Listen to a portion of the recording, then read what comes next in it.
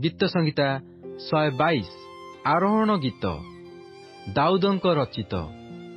आस आम्भे माने सदाप्रभुଙ୍କ गृहକୁ जाऊ।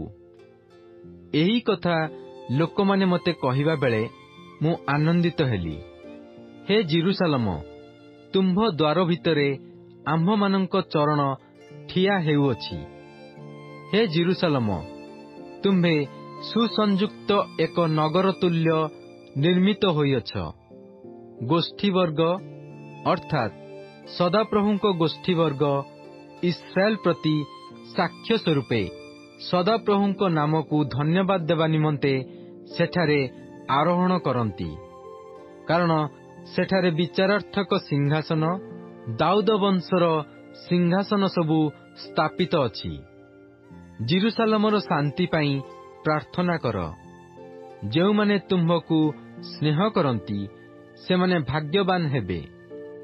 ତୁମ୍ଭ ପ୍ରାଚୀର ମଧ୍ୟରେ ଶାନ୍ତି ବର୍ତ୍ତୁ ଓ ତୁମ୍ଭ ଅଟ୍ଟାଳିକା ସମୂହର ସୌଭାଗ୍ୟ ହେଉ। ମୋହର ଭ୍ରାତୃଗଣ ଓ ମିତ୍ରଗଣ ସକାଶେ ମୁଁ ଏବେ କହିବି, ତୁମ୍ଭ ମଧ୍ୟରେ ଶାନ୍ତି ବର୍ତ୍ତୁ। ସଦାପ୍ରଭୁ ଆମ୍ଭମାନଙ୍କ ପରମେଶ୍ୱରଙ୍କ ଗୃହ ସକାଶେ ମୁଁ ତୁମ୍ଭର ମଙ୍ଗଳ ଚେଷ୍ଟା କରିବି।